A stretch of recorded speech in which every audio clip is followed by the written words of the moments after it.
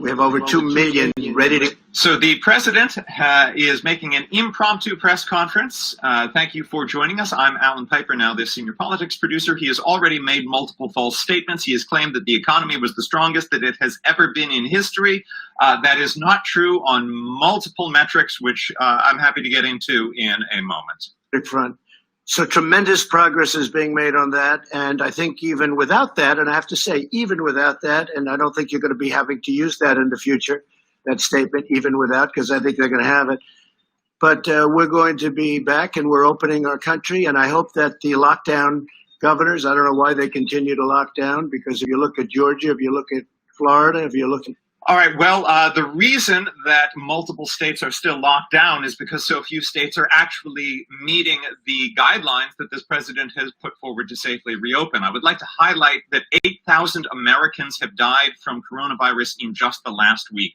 So the president's characterization that it is no longer necessary to practice precautions is ill-advised. I will also note that no one is wearing a mask and that the seats are placed only 1 foot away from each other, putting the press at risk. Call me. We'll be ready for them so fast their heads will spin. We did it in Minnesota. In Minneapolis, we were incredible. They were ripping that place apart. I love it. We had such success there. The president has routinely made false statements about the protests. The protests have been overwhelmingly peaceful. There have been incidents of vandalism and theft, and there have certainly been incidents of apparent excessive use of force by police. But the characterization that cities are being ripped apart is not an accurate characterization. They didn't want to run. They were told to. It's bad governing. And I'm not blaming the governor. I'm blaming the mayor. But we want to get all of this finished. This is a great tribute. What we're announcing today is a tremendous tribute to equality. We're bringing our jobs back. You know, when we had our tremendous numbers and when we had just prior to the China plague that floated in, we had numbers that. It's not a China plague. It's a worldwide pandemic. Yeah. And for Asian American and for everybody. Best for women, best for people without a diploma, young people without a diploma. I mean, so many different categories. Our numbers were the best in almost every category. Now, it is not true, the president's saying that before this current economic crisis, the economic numbers were the best in almost every category. It is not true. There were more jobs created in President Obama's last 3 years than in President Trump's first 3 years. And even though unemployment for Black Americans has been at a good number compared to past numbers, it still has been roughly double that of white Americans. And frankly, it's holding it back. If there were no possibility that can happen, and I like to be an optimistic person, I think we're looking very good. I think even before today, the polls that I've seen and the polls that we do were looking very good. I would like to highlight that the President of the United States, at a moment when 108,000 Americans have died from coronavirus, when 40 million Americans have lost their jobs, when there are protests against racial injustice in all 50 states, the President is talking about his poll numbers. Year we've ever had, like over the modern era, which let's say you go back 30 years, we have the cleanest air, the cleanest water we've ever had. We're setting all sorts of really good environmental records. This is also not true. In fact, the president just yesterday signed an executive order rolling back, allowing a vast array of construction projects to waive environmental regulations. Something that this was an important day because this shows that what we've been doing is right. And the reason it's been and is so good is because the body was strong. Our body was so powerful that we could actually close our country, save millions of lives, stop people very early on from China from coming in. All right, this is a repeated false claim that the president has made about his travel restrictions. He never fully stopped people from entering from China. He has suggested that he did it very early. He in fact, did it in February when already hundreds of thousands of people had entered the U.S. from China, and when 39 countries had placed similar or stronger travel restrictions in place at around that time or earlier. Ventilator period that the likes of which nobody's seen since the Second World War. We mobilized. Nobody's ever seen anything like it. And then we did tests. We're over 20 million, or very close, but I think we're over 20 million tests, more than anybody in the world. It is about 18.6 million tests. Is at 3.5. We're over 20. And by the way, when you do more testing, you have more cases. We have more cases than anybody because we do more testing. That is actually not the case. We have more cases than anyone because we have more cases than anyone. And we continue to be behind other nations in testing per capita. And most importantly, we are behind other nations in the date at which testing started. This on to a long period of growth. We'll go back to having the greatest economy anywhere in the world, nothing close. And I think we're going to have a very good upcoming few months. I think you're going to have a very good August, very good July, but a spectacular, maybe spectacular September, but a spectacular October, November, December, and next year is going to be one of the best years we've ever had economically. Well, economists at Northwestern, Stanford, University of Chicago, and BU predict that the economy will shrink by 11% by the end of this year.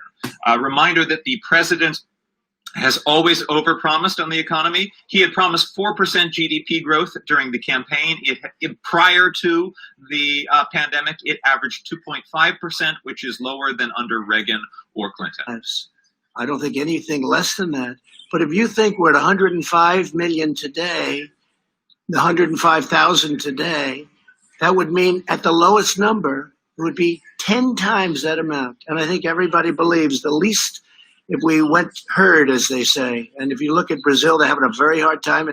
So the president just said that the U.S. death rate is 105,000. It is actually over 108,000 as of today by Johns Hopkins numbers. And he is again making this argument that this 100,000 deaths is a success because it is better than if he had done nothing. I'd like to remind everyone that in February, he was promising that there would be 0 deaths. At the source, but it's a gift from China and a very bad gift. I will tell you that.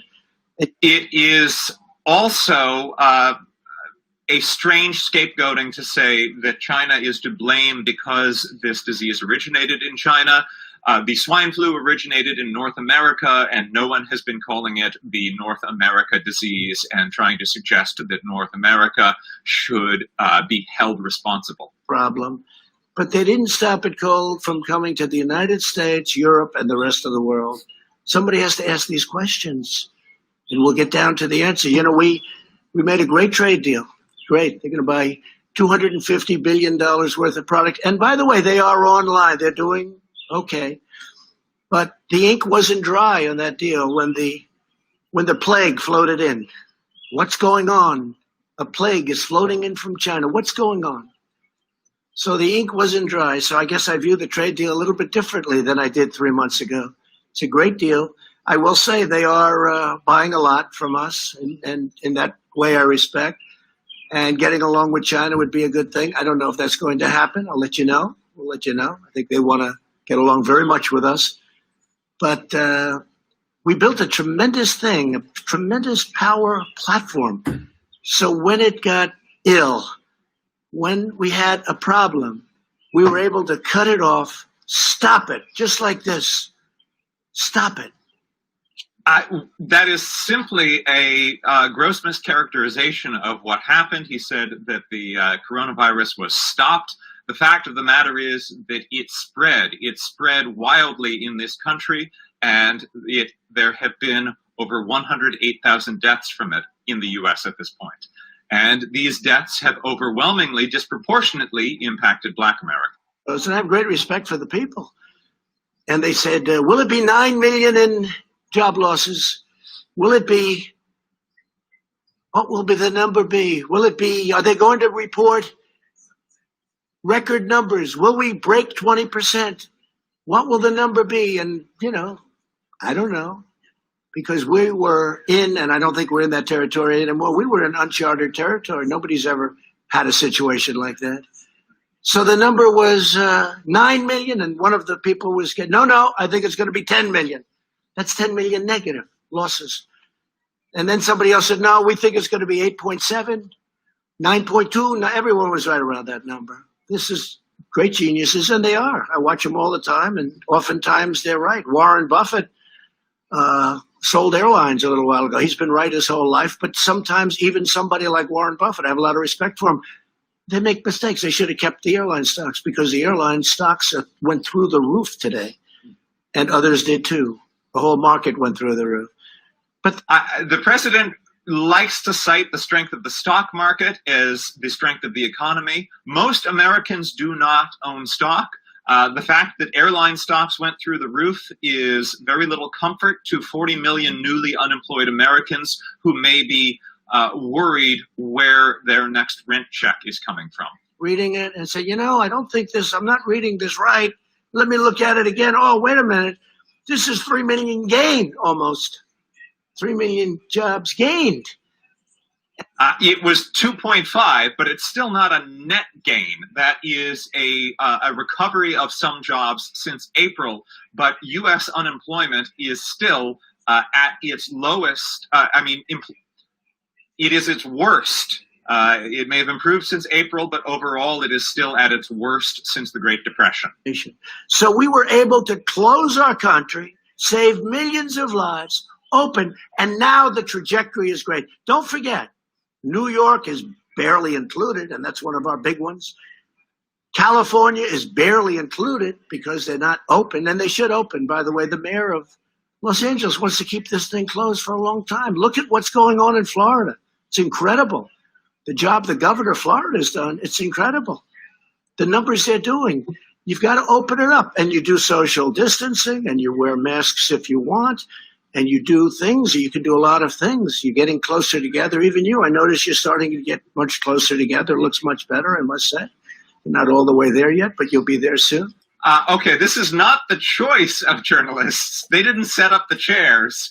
The chairs are seated about a foot apart, so the president is violating ongoing CDC social distancing recommendations for the press and then highlighting that things are better because the press is seated closer together.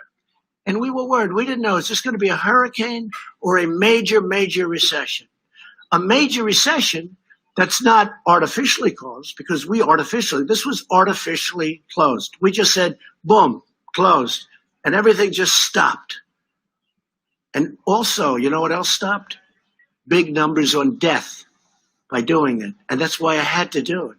We've made it is such a strange mixed characterization to say that the president, who promised in February that there would be 0 deaths, has achieved a great success at stopping deaths when 108,000 Americans have died from this disease. And the president is highlighting Florida, saying that Florida reopening shows a great success.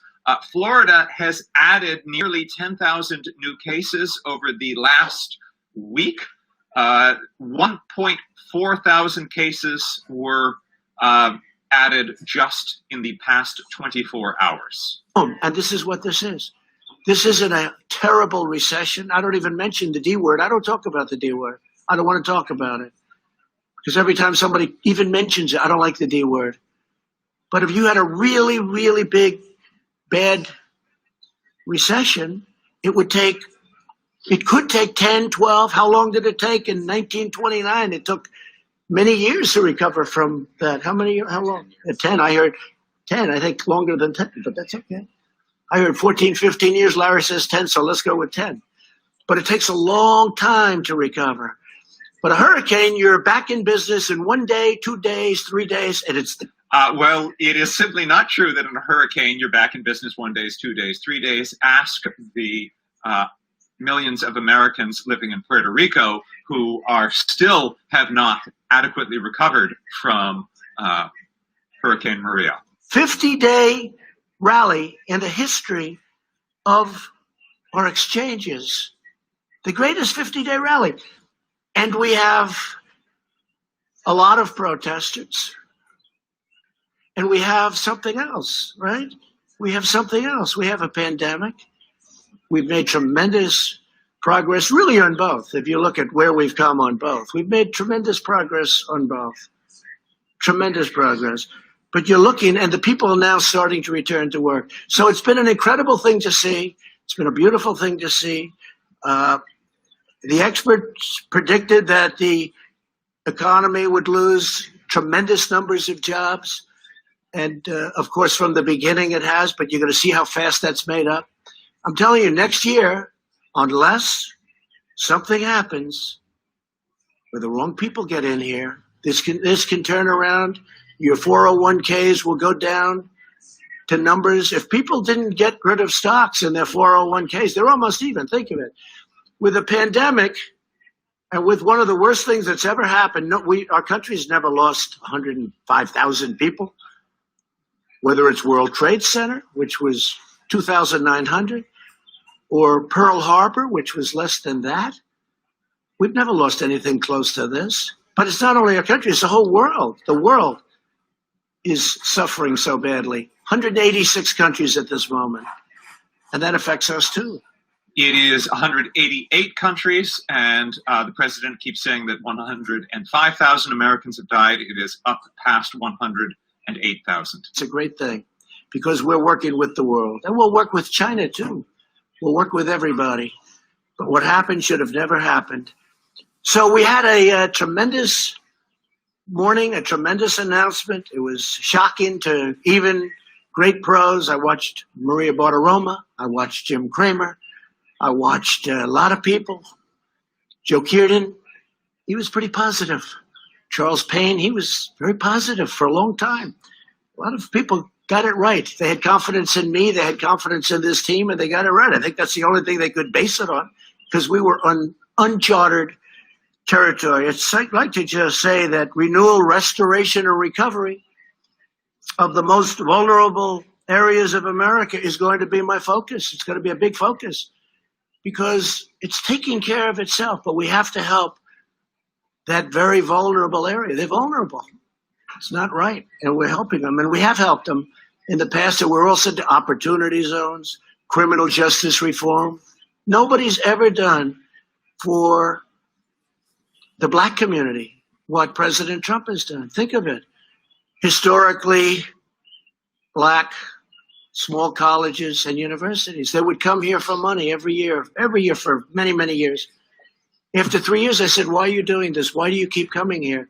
They said, because we come. I said, don't you get a long-term deal so you don't have to come?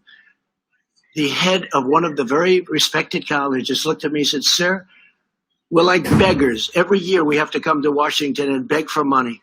I said, you should have a long-term deal. And we signed a long-term deal so they don't have to come. I'll miss them. I told him, I'll miss them. I got to know them. But the first year, I didn't think anything of it. The second year, I said, that's strange. Why are you here? And then the third year, not so long ago, same people, the heads of the historically black small colleges and universities, 44 people, maybe a little more than that, a little less than that sometimes. But after 3 years, I said, what are you doing? They said, the past administration did nothing for us. The administration before that did nothing for that. So I'm going to do it. So we did the opportunity zones with Senator Tim Scott, who's been fantastic. And by the way, it's one of the great unknowns because the opportunity zones, you don't talk about it. It's one of the opportunity zones do get talked about. In fact, they're highly controversial. Many critics see them as giveaways to real estate speculators like people in the industries that Jared Kushner and Donald Trump have been in. Putting people to work and getting money that they've never made before. So it's been really a terrific thing. It's now time for us to work together as we rebuild. renew and recover the great promise of America. And that's true. We're going to work together. It'll all work out. It'll all work out. Some governors may need a little help yet, but I think for the most part, they're in good shape. It will all work out is hollow words for the families who are grieving 108,000 dead Americans. For those families, it will not work out. Those lost loved ones are not coming back. White House is unbelievable. There was never any form of like, oh, gee, this sounds dangerous. All I could see is what I was seeing on television. But they were outside, and the Secret Service was incredible. But we were also helped by the D.C. police, and we were helped by the National Guard. It was unbelievable. They came in, and this was like a piece of cake. And I really am suggesting, because if you look at Minnesota and the great success we had there and other places, I'm suggesting to some of these governors that are too proud in New York. I mean, you see what's going on there. Don't be proud.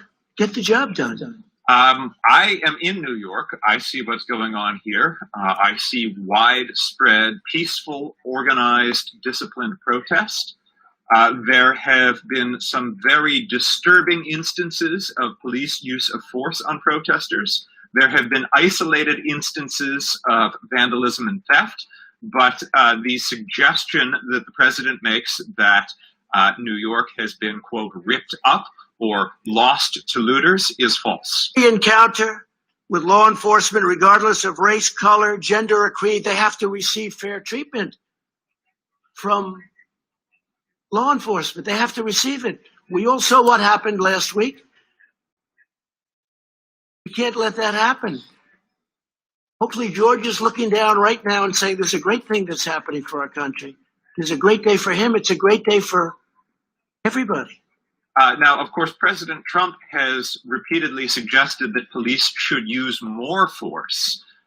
And he has typically characterized black and brown crime suspects as thugs, sometimes even as animals, whereas he has been very quick to celebrate armed white militiamen causing disorder as very fine people and as patriots. As a bystander, but somebody that loved government, somebody that loved this country, I would watch and study and see and just, when I say study, naturally study by watching. But if you go back, China was going to catch us in 2019. And that was like a given. You go back 5 years, 6 years, 7 years. It was always, China will catch America, catch the United States, and in 2019, and then it'll become the dominant economy. Never happened. That actually is not true. Economists were not predicting that. Tens of billions of dollars in tariffs that they paid for. I gave some of that money just to... No, okay. This is a lie that the president keeps telling. He is either actively lying, knowingly lying to you, or he does not understand basic economics 101. Tariffs on Chinese goods are not paid by China. They are paid by U.S. importers, and the cost is usually passed on to U.S. consumers. Make a good deal because of the possibility of tariffs. Because China's taken tremendous advantage of the United States. We helped rebuild China. We gave them $500 billion a year. How stupid are the people that represented our country with China and many other countries. But that's all changing. And it was in the process of changing very big. Again, China had a very bad year before the plague. And now I think hopefully they're going to have a great year. I want them to have a great year, but we're going to have better years than they ever had. We have a better system, much better system. We made Americans sure of themselves, and we took care of families. We gave benefits, and we said... So when President Trump claims that we gave $500 billion to China, this is another one of his made-up numbers. What he's referring to is the trade deficit with China, which he has claimed was $500 billion. It, in fact, was never $500 billion. In 2018, it was $381 billion. But he's misrepresenting what a trade deficit is. He keeps portraying it with the idea that a trade deficit means that they owe us money. That's not what it means. It just means that we were buying $381 billion more of goods from China than they were buying from us. It's not, he makes it sound as if they weren't paying bills. We were choosing to buy things from them because they were selling us goods at a price that we liked. That you need a fund for manufacturing.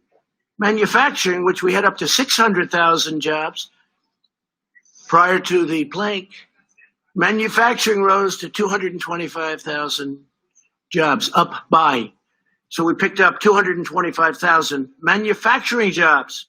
President Trump has repeatedly falsely claimed that President Obama said that manufacturing jobs would never come back and that you'd need a magic wand to bring them back. He did not say that. He ran on bringing manufacturing jobs back, and manufacturing jobs were coming back under the Obama administration. What he said was that you need active policies to help bring jobs back. You can't just wave a magic wand. American history, but it's not going to stop here. It's going to keep going because so many places are closed. I was watching our great president today being interviewed on CNBC. He did a phenomenal job, and he made a statement. He said, this is not going to stop, and 100%, he's always attributing everything to me, but I'll attribute this statement to him. He said, it's not going to stop because the numbers that you're looking at don't include all of those states that are closed. They haven't even opened yet. We're going to be stronger than we were when we were riding high. And our stock market is it's just short of an all-time high. Again, a high stock market is great news for high-dollar investors in the stock market. I just want to pose a question to you. How much stock do you own? For millions of American families who don't own stock, for 40 million Americans who've lost their jobs, for 37 million families facing food insecurity, how much does a booming stock market help you? It's not a bad thing. It is good for the overall economy, but it is by no means the most important metric.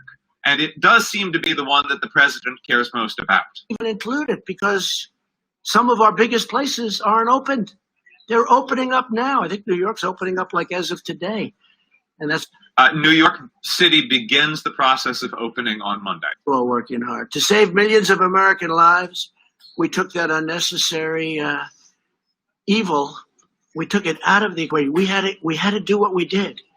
We had a very, very strong push not to do anything. We would have lost so many people. But very importantly, the economy wouldn't have been as good as it is because nobody expected this. I don't think there's anybody sitting here that can say, I want to see it on tape, as opposed to just say, oh, I did that. But some were predicting pretty good numbers, like people I mentioned. I just want to highlight this again. The numbers that came out are not good.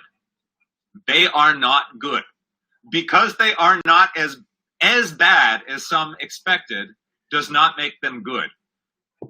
U.S. unemployment is 13.3%. Risk populations like the elderly and those in nursing homes while allowing younger and healthy Americans to get back to work immediately and open up our schools, open them up. We understand this disease now. We didn't understand it. Nobody's ever seen it before. It's very tough, very contagious, very mean to certain people.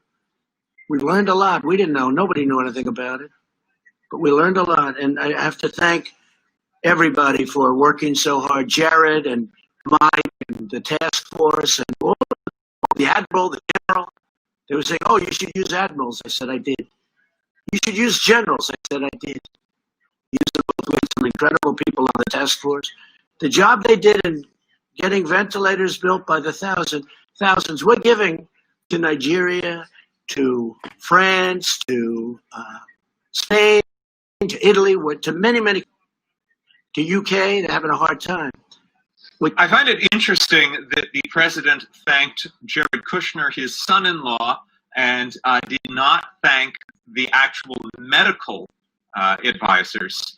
Dr. Fauci has been conspicuously absent from the president's briefings. And I believe, I'm asking Ian in our newsroom to check on this, but I believe that Dr. Fauci has not been allowed to speak at an event that President Trump has held since late April, when he contradicted President Trump, when President Trump said that there would be no coronavirus in the fall, and Dr. Fauci said that he was certain that there would be. In this entire massive country, and we didn't have ventilators when we started. The cupboards were empty. The previous administration left us empty cupboards. There isn't one patient, not one, that needed a ventilator that didn't get one. That is not true. We have documented reports of patients that needed ventilators that did not get one. We know that hospitals jerry-rigged ventilators so that they could put multiple patients on the same ventilator. Regarding that cupboard statement, former National Security Advisor Susan Rice says, quote, "When the Obama administration left office, we left the national strategic stockpile fully stocked, adequately prepared, but more than the stockpile, we left this incoming administration with all the tools we had created for ourselves and that they needed to confront such a pandemic." President Trump has been in office for nearly 4 years. Even if the cupboard had been left bare, at what point does it become his responsibility to refill it? We know that he had been briefed early in his administration by the Pentagon about the need to restock supplies, and at the end of 2019 and in January by his intelligence officials about the need to prepare for this coming crisis. He did not invoke the Defense Production Act until near the end of March. And so that's the facts. Even the ones that are very out there are not fully opened. So we're going to have some tremendous numbers coming in. When you look at the ridership in the airlines, what they've got, they went from 2% to a number that, if it's correct, I'd be surprised, actually. But it's a very high number. It's great. People are traveling. And you know what? They're traveling into the United States. And they're also driving. And they're building the trailers. They're building a lot of things. They're driving. People are driving. I may have to buy one of those things, drive around town. Maybe I'll drive back to New York with our First Lady in a trailer. What do they call that? An RV. An RV. Well, you should know Indiana's the capital of RVs. The president is urging people to travel around, move around the country. He keeps acting as if the coronavirus pandemic is contained. The U.S. has added about 300,000 new cases in just the last week and 8,000 new deaths. Sure, I felt it. I felt we were very powerful to come back. Hardest decision I ever made was when they all walked in, a big group of people, professionals, very professional people, good people. They said, "Sir, the best thing we can be talking about. Unbelievable country that's never done better, and you want us to close it down? I can't do that. What are you talking about?" And after listening for 10 minutes, didn't take long, I said, "I think we have to close it down." Because of the contagion and because of the power it had with especially certain people. Now, we didn't know the second part. We knew it was highly contagious because it spread like fire. But we didn't know that it hit certain groups of people. That helps us so much in testing and other things. So we're going to protect our elderly. We're going to protect especially our elderly with problems, whether it's heart. The president also suggests that he is responsible for the shutdown orders. Multiple states issued states of emergency or shutdown orders before the president did anything of that nature. Washington state declared a state of emergency on February 29th. California and Maryland declared states of emergency on March 5th. On March 6th, Kentucky and Utah declared states of emergency. Trump spent that weekend golfing. He did not declare a state of emergency until March 13th and did not issue social distancing guidelines until March 16th. At no point did he actually shut down the economy, as he has claimed. This is something that he left up to states to do. 48 states had declared states of emergency before he issued social distancing guidelines. Remember that when he claims that he is the one who stopped this disease, which is not, in fact, stopped. The PPP that will especially help restaurants, hotels, and other businesses that have been very hard hit by the virus. This is going to make it 24 months, and I think you know the legislation as well as I do. I want to thank the Democrats. Essentially unanimous votes, I think, in the Senate and the House, right? Whether it's unanimous or very close, a lot of people. But I want to thank the Democrats who worked together. If you're wrong, you're racial profile. Yeah, you're wrong. You're assuming I'm someone that I'm not. Are you Jake? We did all of these numbers. It's interesting to see the president say he hopes he can get along with Democrats. He has repeatedly called them very bad, sick people. Even just today on Twitter, he has been attacking them, not as people he disagrees with, but as bad people. Let's just say the warlike posture is ridiculous because we have a great country. It would make a difference if we could get along. And maybe we can and maybe we can't. I mean, there are a lot of differences. We want low taxes. We want closed borders. We want people to come in, but they have to come in through merit.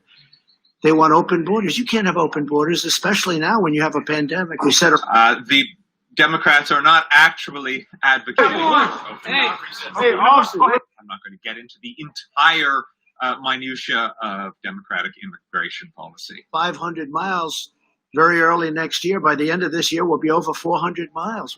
As of February, only 1 new mile of wall had been built. There has been replacing of pre-existing fencing. And it's saved us a lot of anguish and grief, but you don't hear about that. One of the hardest things I've ever had to do is get the money necessary, which is billions of dollars, from a party that was totally opposed to it. They gave me other things. The military we could rebuild wasn't easy in terms of that. That's not their natural instinct. But for the wall, no, can't have it, can't have it, can't have it. We had 9 court cases on the wall, but we won and we got it. And now nobody talks about it. Nobody even talks about it. But it's great for our country. We have to have borders. And I've said often, I said long before I won on that great November day. Seems like a long time ago, 2016. I said, if you don't have borders, you don't have a country. So we have a lot of things to work with the Democrats. If we could work along with them, it would be great. If we don't, we're going to do great as a country anyway. We're going to do great anyway. But if we could work along with the Democrats, and I'm open to it. People say I wouldn't be open. Why would I be open? They did things that they should have never done. And you know what I'm talking about. Should have never done. But I'm totally open to it. But we could go even steps further. But it's already been historic. Nobody has done more in 3.5 years than this administration has done. Nobody has come close to doing the things. That is not true. We've cut regulations at a level that nobody's even come close to. That may be true. This administration has done a vast amount of cutting of regulations. Anything close, regulations, low taxes, rebuild military, take care of our vets. We got choice approved for the vets. So instead of waiting in line for 4 weeks to see a doctor, they can go immediately outside, get a private doctor, we pay for the bill, and the vet is in great shape. But we actually save money, but more importantly, we save their lives, and we save the quality of their life. President Trump has repeatedly taken credit for the Veterans Choice Act that was passed and signed into law by President Obama in 2014. Find them, because tonight you'll be traveling all over the world looking for an unhappy vet. And we got accountability because we had a lot of bad people in the VA. It's called VA accountability, where we can now fire people that don't treat our vets good. We have sadists, we have thieves, we have a lot of bad people. And we can now, it's called VA accountability. Almost 50 years they've been trying to get it. In terms of the VA, I also want to highlight that the Trump administration insists on continuing to administer hydroxychloroquine to veterans.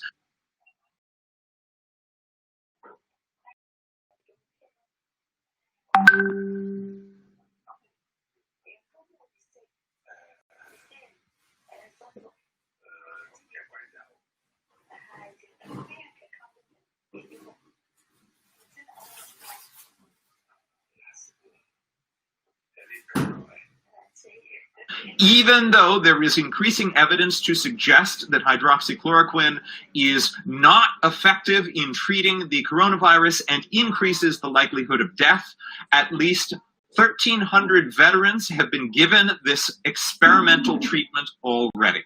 Our very important piece of legislation. Again, thank you very much to the Democrats. And then we're going to have a couple of words by a few of the people standing alongside of me. I want to thank them so much. And we'll talk to you soon. I'd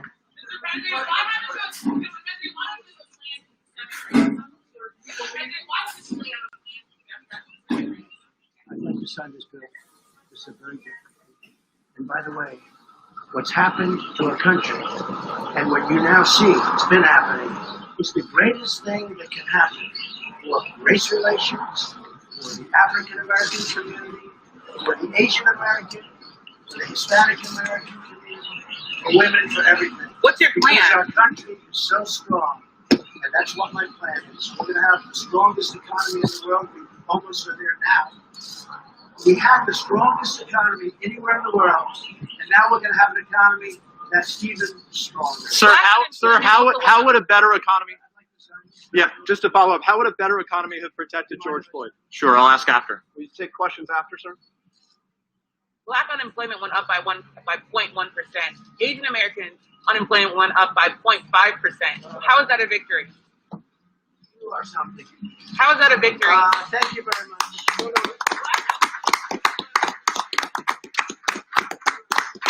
I hope you appreciate what just happened there.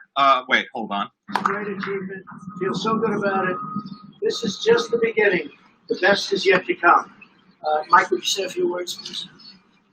So, all right, so what just happened there? Yamiche Alcindor of PBS News, a black journalist who has repeatedly been attacked in very personal terms by this president. He's accused her of being nasty, of being threatening. She asked him a very legitimate question. He's saying that that these latest unemployment numbers are good news for Black Americans. While unemployment for white Americans went down, unemployment for Black Americans went up over the past month. She asked him about that, and he dismissed her question entirely. Ian, let's get a raw clip of that on Twitter, of that moment of that encounter. President on mitigation, on recovery, and as you directed the White House Coronavirus Task Force, they're also a tribute to the fact that states across the country, now all 50 states, are reopening our country. Even before we came to the end of the 45 days, you directed us to give guidance to state governors and all the states and territories to safely and responsibly reopen. And now all of our states are in the process of doing that. It's remarkable to think that 2.5 million jobs and declining unemployment number actually dates to surveys done in mid-May. This is such a strange event. This is such a strange event. 40 million Americans have lost their jobs since the beginning of this coronavirus pandemic. The employment numbers for last month were not as bad as predicted. 2.5 million jobs were added back in, but that is out of 40 million jobs lost. Getting 2.5 back out of 40 million lost is not actually good news. U.S. unemployment stands at 13.3%. That is better than the previous month. But before that, you would have to go back to the Great Depression to find numbers that bad. And as Yamiche Alcindor pointed out, unemployment for Black Americans rose over this past month. Congratulations, America. The comeback begins. Thank you, Mike. And I think very importantly, because it's a great state and you have so many great states involved with energy, but we had basically a disaster just a month ago We had a disaster with respect to energy. It was down to zero. It was worthless. And that's 5 million jobs, maybe much more than that indirectly, probably close to 10 million jobs, energy jobs in Texas, and North Dakota, and Oklahoma, and many other states. New Mexico, great state, great energy state it's become. And we saved that industry in a short period of time. And you know who helped us? Saudi Arabia and Russia. And then we got Mexico to do what they really... It's interesting how intent the president is on praising Saudi Arabia and Russia. Russia, that meddled in the U.S. 2016 elections, and Saudi Arabia, which murdered a Washington Post journalist, tortured him and dismembered him with impunity and without repercussion from the President of the United States. President Trump has said very publicly that he likes Saudi Arabia because they buy apartments from him. This is economic advisor Larry Kudlow.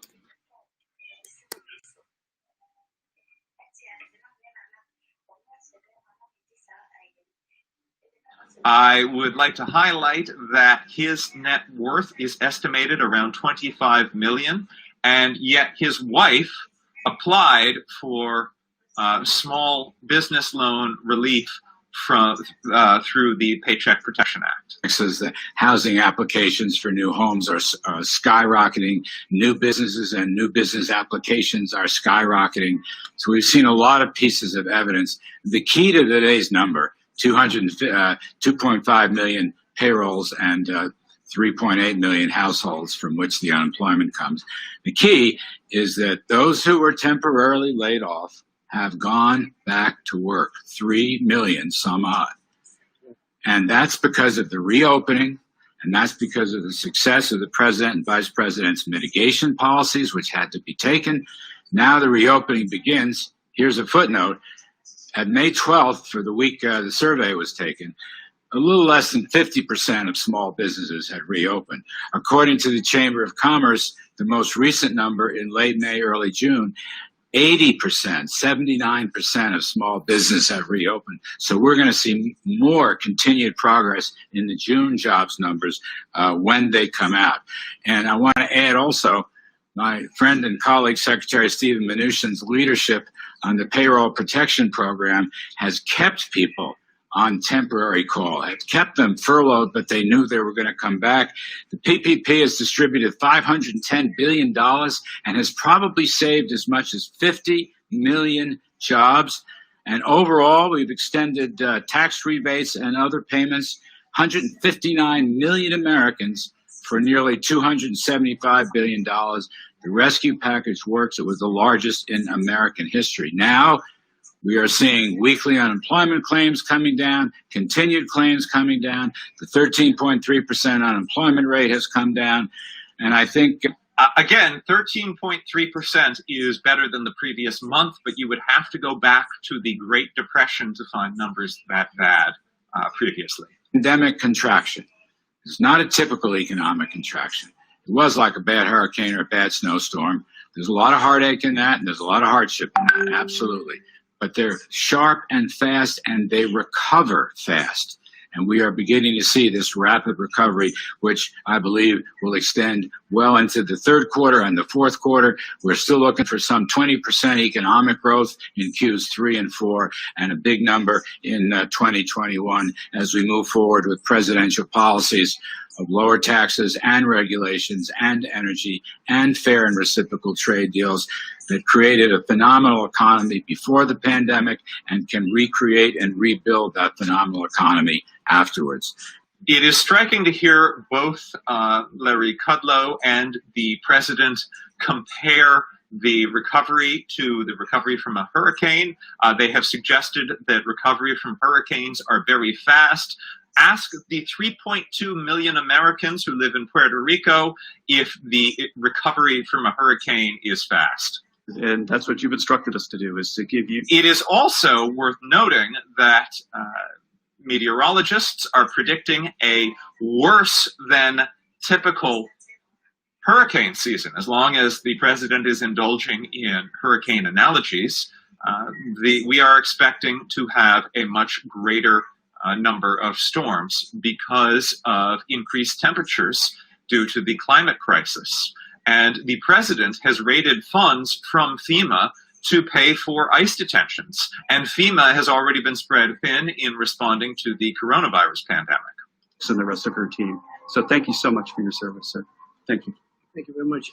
I just want to add, we'll be going for a payroll tax cut. We think that'll be incredible in terms of what we're doing, because a payroll tax cut is good news for people who are on payrolls. It is not good news for the nearly 40 million Americans who have lost their jobs and aren't on a payroll. we're going to be asking for a payroll tax cut. We'll be asking for additional stimulus money, because once we get this going, it'll be far bigger and far better than we've ever seen in this country. That includes as of 3 or 4 months ago, when everyone thought it was great, and it was great. And we're going to be doing things for restaurants and various pieces of the entertainment industry, which will be an incentive, whether it's deductions or whatever. But Steve Mnuchin's going to be working on that, because the restaurants will be a little bit harder to come back. Although I must tell you, Mike, I've seen some tremendous numbers from restaurants. But we're looking at doing something in terms of an incentive with taxes. It could be deductions. It could be something else.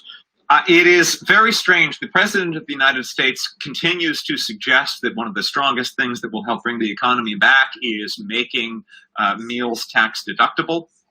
Have you ever gone out to a meal solely because it was a tax deductible expense? And how many times have you done that? It is not an average daily occurrence for most Americans. Working with us in another example of overwhelming bipartisan support that is helping American business and American workers. Mr. President, this legislation is a direct result of you invited in leaders from the restaurant industry and the hotel industry. These are two areas that have been especially hard hit. The restaurants' number one ask was extending the PPP for 24 weeks, and this legislation delivers on this. So it is great to see the $500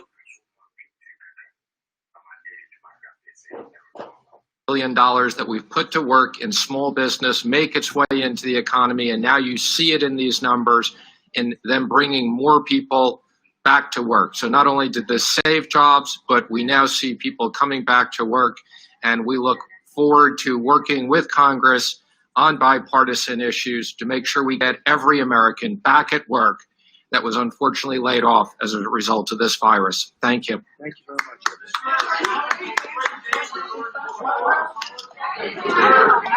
Well, that appears to be the entirety of President Trump's event. And I have to say, it is striking for the president to be holding an event like this at this moment in our country's history.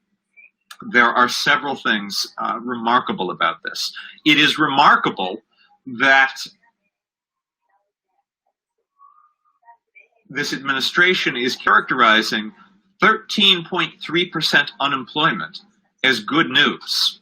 There is no situation in which 13.3% unemployment for Americans is good news, simply because many people expected worse news. Just as there is no scenario in which 108,000 Americans dying from the coronavirus is good news, just because the number would have been higher if this administration had done nothing. But it is especially striking, especially discordant for the president to hold a celebratory event like this, highlighting stock market numbers at a moment when there are protests against racial injustice in all 50 states.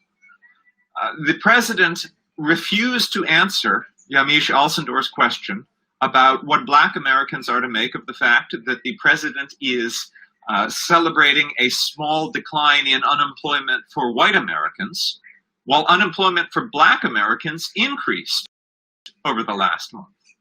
And the president did not address the fact of what is driving the protests. in all 50 states. A Rutgers University study found that police encounters are now a leading cause of death for young black men. Black men and boys suffer 2.5 times the risk of dying in a police encounter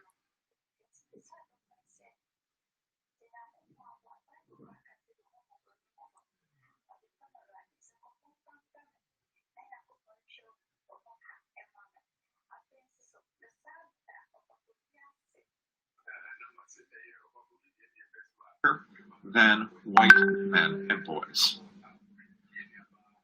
And in terms of the coronavirus, new data released by APM Research Labs shows that more than 20,000 Black Americans have died from coronavirus.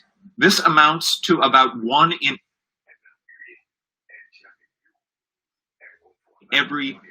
out of every 2,000 Black Americans has already died. What's electricity? While Black Americans Electricity is about 13% of the US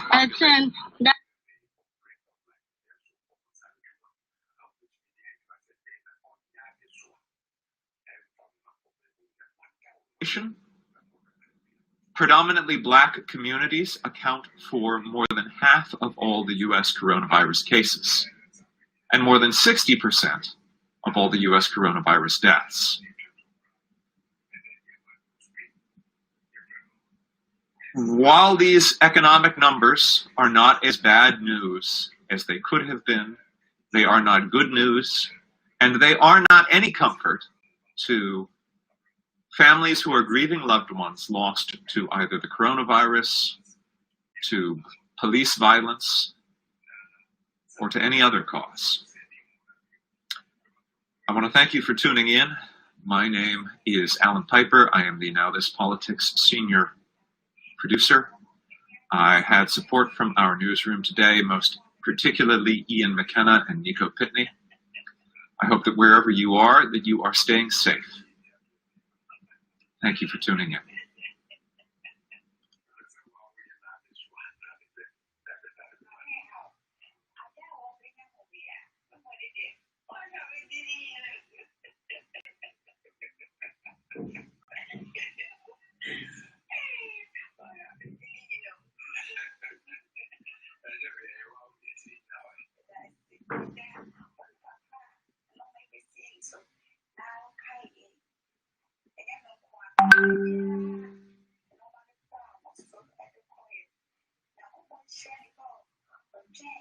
Salomon